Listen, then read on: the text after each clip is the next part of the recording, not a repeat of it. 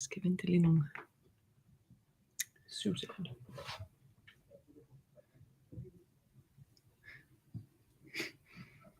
Can you see anything? No, not yet. Not yet. It's coming. Says it's coming. Can't see it yet. Possibly. Just in a second.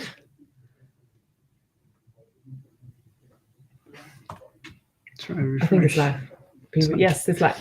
Hello guys, can you hear me? If so, do type into the chat on LinkedIn. Anything coming through, Laura? Yes, hello world. We've got a Hello world. Hi guys. Nice to see you guys. And thanks for joining this talk. I'm Stefan, and today I've invited Jacob to join me.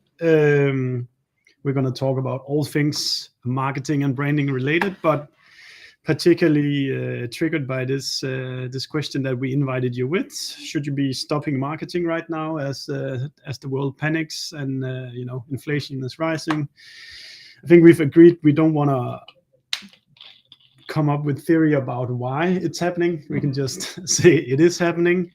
You can see across like the benchmarks we put out a couple of weeks back that people have stopped clearly spending on several ad channels, CPM prices is falling, etc. So marketing budgets out there must be slashed at the moment, or at least be like challenged to do better than you used to do.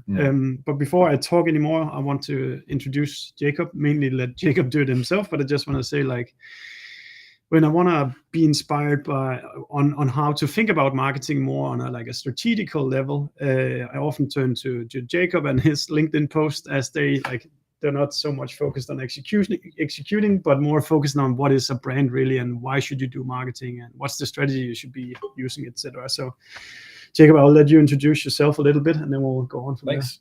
And thanks for that introduction. And thanks for following. Great to know that there's somebody listening out there. No, for myself, I'm the co-founder of a small consultancy with my last name, Holst Mouritzen. We're just down the road, actually, from Stefan as well, and Dream Data. But we specialize in strategy within marketing and branding. We kind of tried to see if we could wedge ourselves in between what we call the big three management consultancies, who are often very good at doing strategy, but not as specialized within what it actually means when it comes down to marketing and branding. And then the typical agencies as advertising agencies or media agencies, and etc. So that's what we do, and we do a lot of thinking and thought leadership, as you call it, on these, especially this subject at the moment. There's a lot of our own clients are asking us as well, what do we do when it comes to recession? Do we market or not? And, etc.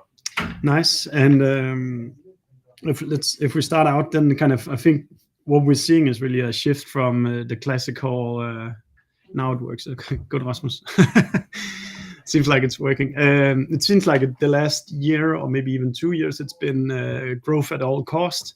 Spend money, acquire customers, do everything you can, and like within a quarter, it shifted completely to save some money, cut cost. Can we get more profitable? Yeah, that narrative just seemed to exploded, and it's super funny because I've been following you in other discussions in the past, particularly on LinkedIn, where you do emphasize that there's actually a pretty solid theory behind you should actually not be hitting the panic button.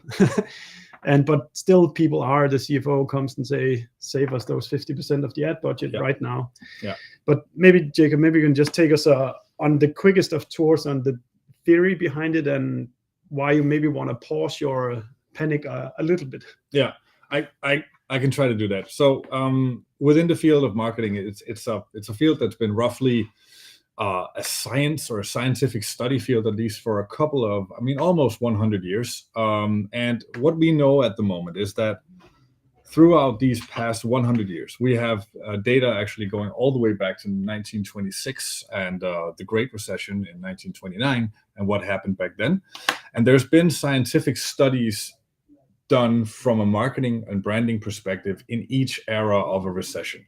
And this has all been very nicely packaged into a thesis by Tellis and Tellis from 2009 that basically did the job for you guys. So they took all of these 43, I believe it is actually 43 scientific studies. They ran through them and tried to summarize what are the learnings that we could learn from all of these different recession studies that have been done. And one key point that came out of it is that for the most part, at least, the brands that had the money that could spend throughout the recession and even going into it as well, they tended to grow much further and bigger and better than the brands that cut their marketing. This has been very recently backed up by evidence from the Ehrenberg Bass Institute, by Byron Sharp, that have done recent studies on that as well. What happens when you stop your advertising is usually that a big brand will see a small decline in the beginning, but then a fairly rapid descent in their market share. Medium-sized brands will see a fairly rapid decline. Actually, within months, they'll see less and less brands or leads coming in and customers coming in naturally. And smaller brands, they're hit almost immediately. So the size of your brand is also very, very important when you think about whether or not to stop or not. Coke, for example. Yeah, during the pandemic, they could stop for quite a while. And they did. They stopped their advertising for quite some time during the pandemic. Of course, also because one half of their leg, which was selling to restaurants and bars and cafes, was cut. But still, it did kind of hurt them actually, because they did this, and now they have to start over. So what we know is, and this is the very mean part about marketing, is that the smaller brand you are, the smaller the brand you are, usually the less money you have, the more cash-stricken you are, which means this recession, if it is coming, will be hard for you to go through, because you don't have a bank of millions of dollars and you can just ride through the wave in. But when you stop your marketing, it will hurt you even more than the big brands as well. I think that's a really good point. And like for you listening, do write all your questions related to your day-to-day work here. It would be much more fun if we can make this interactive. I didn't think about that before, that the size of your brand and company matters for whether it hurts or not. Yeah, I mean, staying within the B2B field, I mean, Salesforce will not lose significant amount of customers if they stop advertising now. No. People will still know who Salesforce is a year and 2 years from now because they're big. But if you're Dream Data, and you stop everything that you do from a marketing perspective, within a year or two, you'll be forgotten. Rest in peace. No, but I mean, it's honest. I really get it. But the problem is when you're in the room with your board directors or C-level people. Somebody's calling. No, this is my daughter. I'm switching on. No worries. Are we still live? Yes. Okay, we're still live. So I mean, right Sorry. now the discussion is we are seeing a downturn in sales, right? Most brands are experiencing, maybe 30, 40, 50% downtick, especially if you're very e-commerce, B2C driven, and you have maybe a product that's not very, very cheap. And you sit there and you're thinking, all right, should I fire people? Yeah. That's at least from a Danish perspective, that takes 3 months to go into effect in your budget, because that's where you save the money.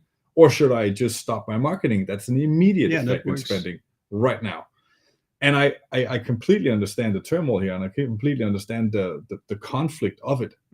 But it is proven from various historic perspectives that cutting your marketing is not without costs. I mean, it can be done, but it is costly on the long run. Yeah, I think why do you think that? Maybe let's try to go into why do the brands or the companies that do continue to invest in marketing and branding then come out on top?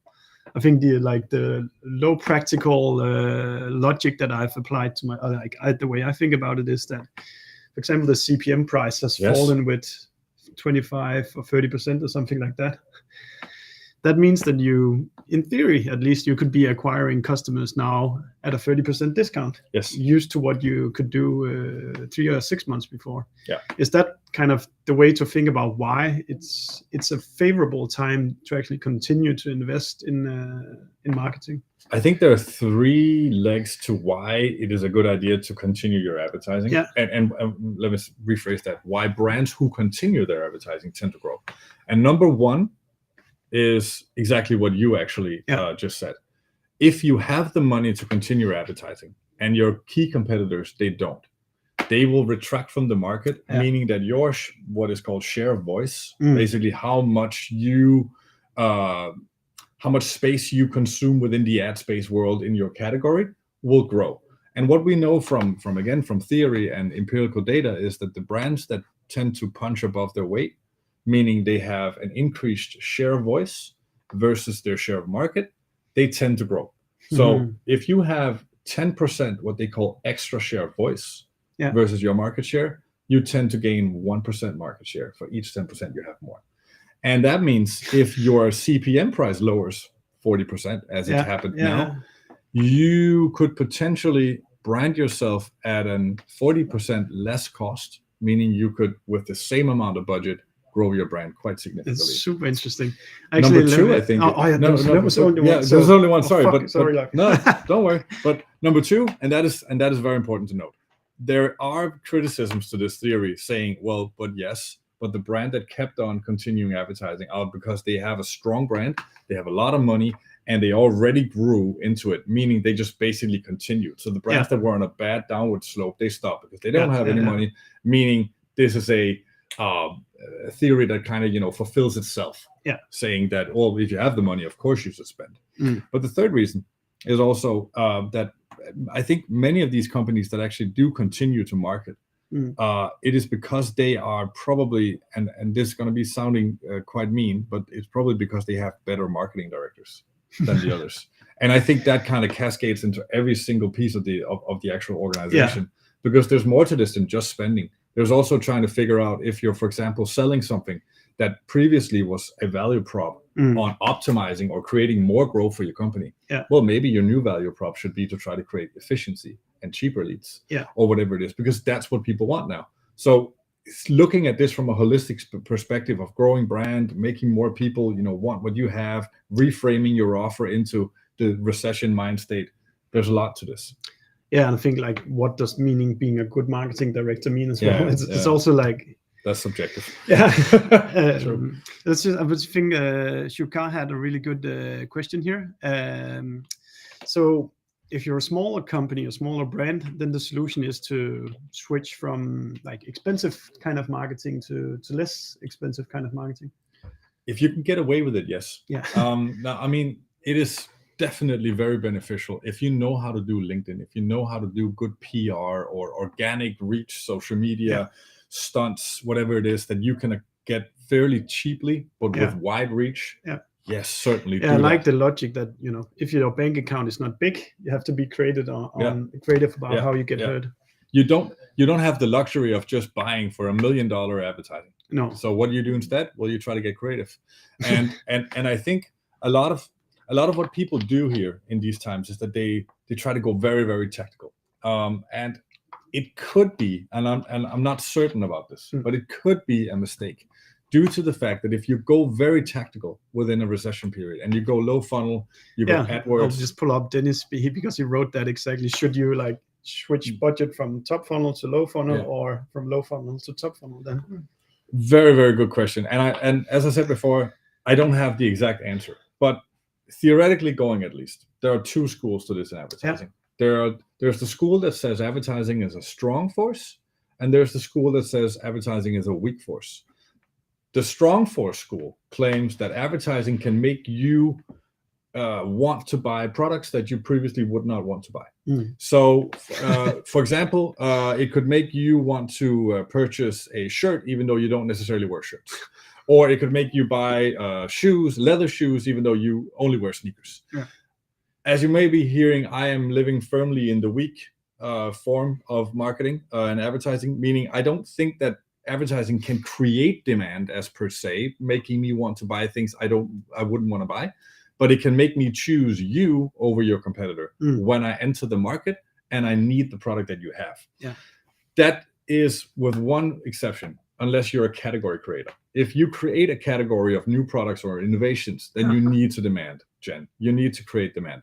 But on the other hand, it's difficult. So with that in mind, should you shift yourself to lower or higher funnels? The way I think about it is that trying to go down in the funnel and capture more leads from the lower part of the funnel, when that funnel shrinks in, so the market in general, the demand for your product shrinks, Yeah. is going to be exceptionally more expensive and not necessarily give you more leads or clients.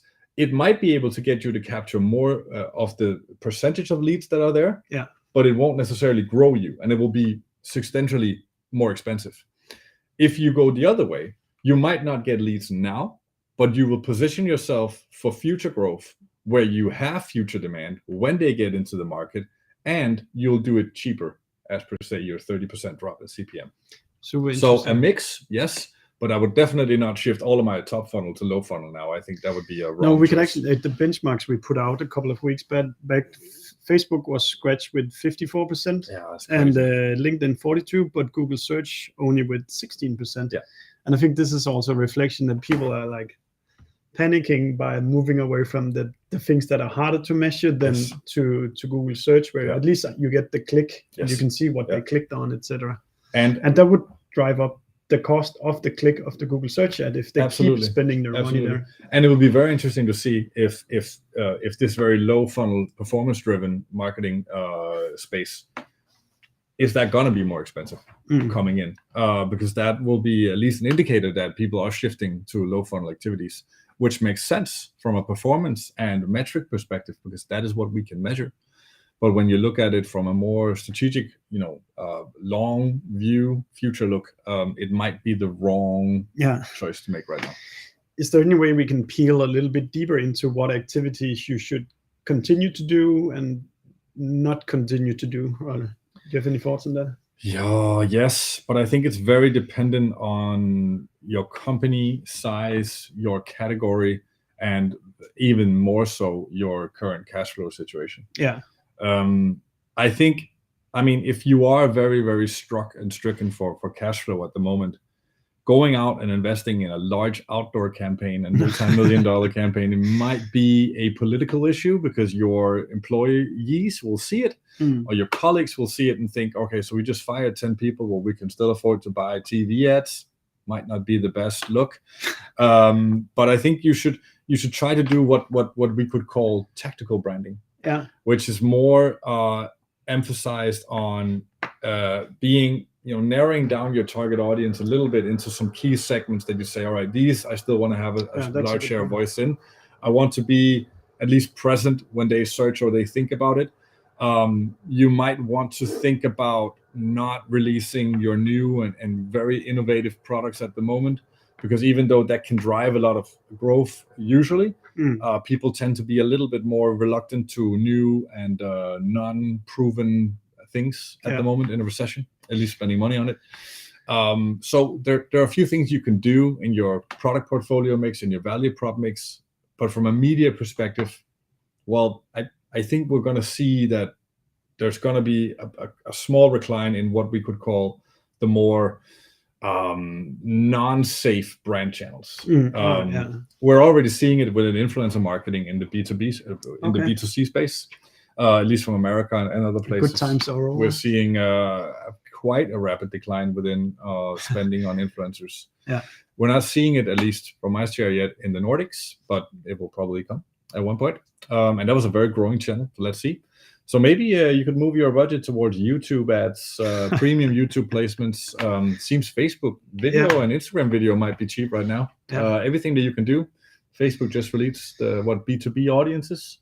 Have no idea whether or not they actually work, but sounds interesting. Sounds interesting. So if you're then working in marketing right now and you're getting all this pressure from the C-levels, the rest of the organization, the light is kind of on you. It is. To at least find money. Find money or be more efficient. Or how do you deal with this pressure inside? If you're a marketing leader or working in marketing right now, how do you then deal with the rest of the organization right now? I think one of the key things, and some of the things that we're helping some of our clients with at the moment, is what we call upstream management and upstream education. In very human words, that means telling your boss how this works, showing them the theoretical thoughts from a marketing perspective, at least behind some of these thinkings, talking to your CFO and CEO about it, because there is another and a real world out there where people are sitting and discussing whether or not they should fire 1 or 5 people, whether or not it should be him or her.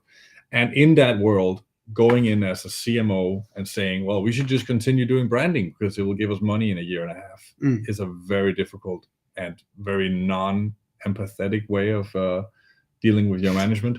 So I think you need to tread lightly in this, but you need to also make sure that your management colleagues understand the consequences that it has if you cut your marketing spend, because it will be you in a year or 6 to 9 or 12 months down the road that will have to answer as to whether or not and why are we underperforming on all of our channels at the moment. Yeah, I've tried actually in my former position from here where we had like a micro example of this where we went from buying ads on Facebook on all devices, and then I did an analysis and I could see people are actually only buying when they're on their computer. Yeah.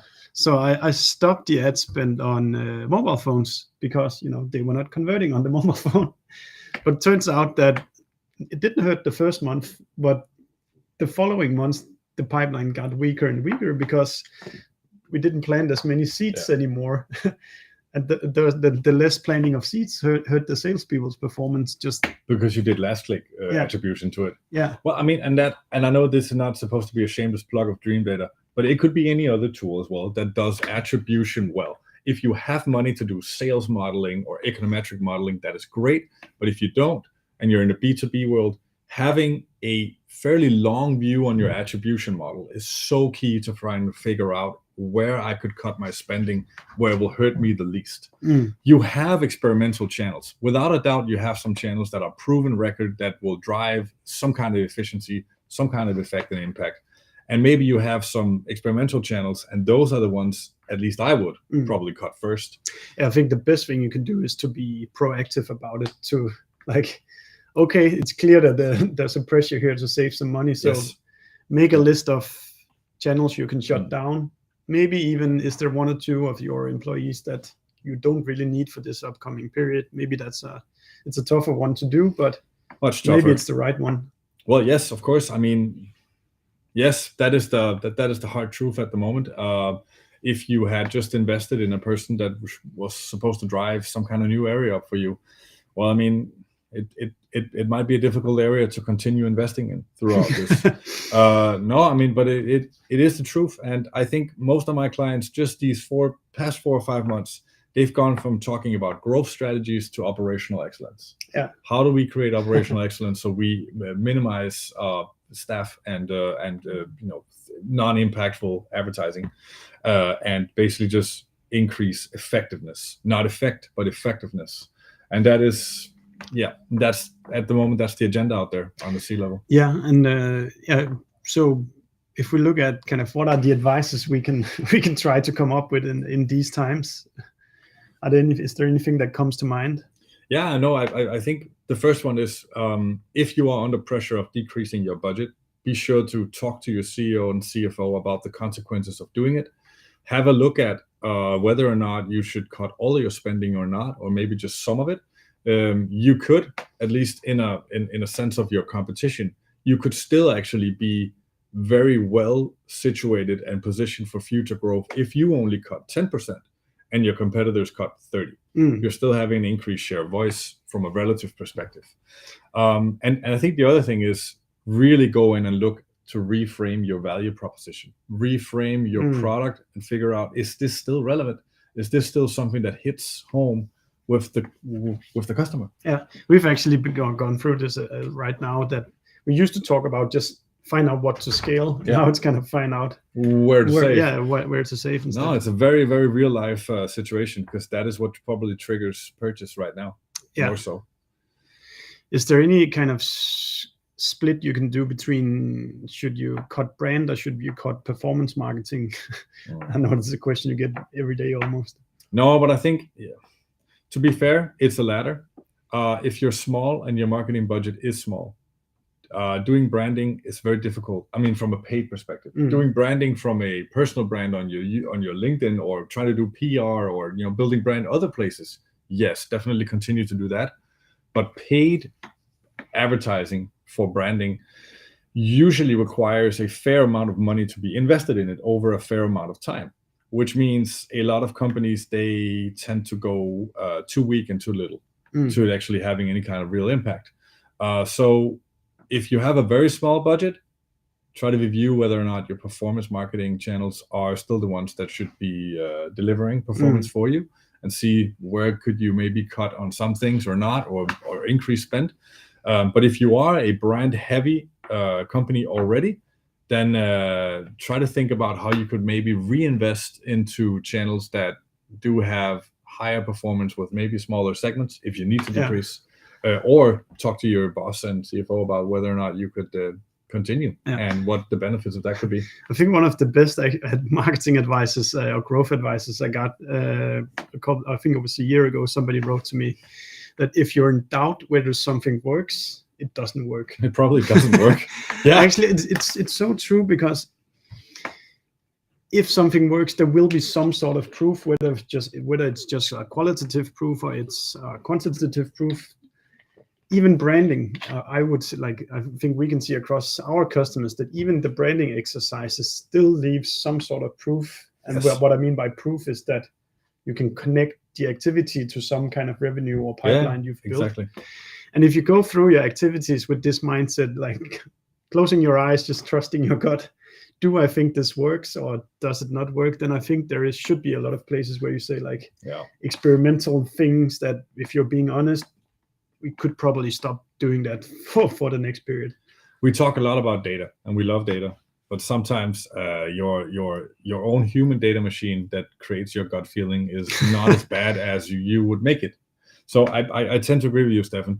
And I think one of the things that you just said that kind of struck a note with me is that, and I really have a pet peeve with this, because it seems that there's some kind of idea out there that branding shouldn't sell. Branding shouldn't sell something immediately. And then magically, in a year, the ketchup effect, it just blasts out. Oh, and that's not how it works. It is not how it works. Branding should still sell, but it just sells less, and it will have a lower ROAS than your performance marketing that goes straight for people who are in market and have searched for your product. Makes sense. But if you can see zero increase in your website traffic, your share of search, or your or clients or anything from your brand activities, you're probably doing something wrong. Hallelujah. Yeah. I think that's and I think that's where I struggle sometimes with the demand gen people and the brand marketers out there, that it's probably not what they mean, but they come across sometimes as, I don't want to be measured at all, trust me, it's gonna work. But in my opinion, any good kind of brand work also has some kind of proof that it's working. It is. And I mean, we've had a lot of debates within the evidence-based marketing theory field about whether or not it is possible to measure long-term effects of branding in the short term. I believe it is, at least on an indicator perspective. You can't measure the actual, long-term multiplier effects if you continue to do it for a year. But if you can't see any kind of indication that this moves the needle just a little bit, there is no catch-up effect. What could you be looking at then to understand? We are still developing our framework and testing it on one client right now. But one of the things that we know is that you can look at your share of searches. And to any Google AdWords marketer, this is not your share of search word, so how much share you have in a search word category. It is how many people organically search for your brand name versus all your competitors. You put that into an Excel sheet using Google Trends, and you track over time whether or not you tend to outperform and grow and the others stay stable. If you grow, that's a very strong indicator of future share of market and future brand growth. And that's just one of them. I mean, another thing is, of course, website visits. I mean, are people punching in your actual URL? Good. I think we've seen that as well, as we've doubled down on social selling on LinkedIn. If you're here, you probably know, but we can actually directly attribute quite a lot of MQLs directly to our work on LinkedIn. Yes. But the most significant effect has been on the one that is called direct, where we can see people come directly to our website and convert to demo calls there. But I think that this is like my own example that there is proof if it works. but it's not the most direct the most direct effect is non-direct. Non-direct. So, Yes, yeah. exactly. Yes. No, it's very good. The most direct effect is non-direct. Let's see what smart Brian says here. I'll just read it out loud and then you say what you think. The branding performance lens assumes every activity is executed well. In most marketing budgets, you find lots of low impact spends. Better to keep good performance marketing than bad branding efforts. Agreed. No, I completely agree. And yes, you're right, Brian. And I think once you've done any kind of audit within any kind of young or smaller brand team or marketing team even, you always find stuff that's just obviously is not qualitatively strong content that will drive any kind of, either brand love or whatever you want to call it, or preference or consideration, and it will not convert now.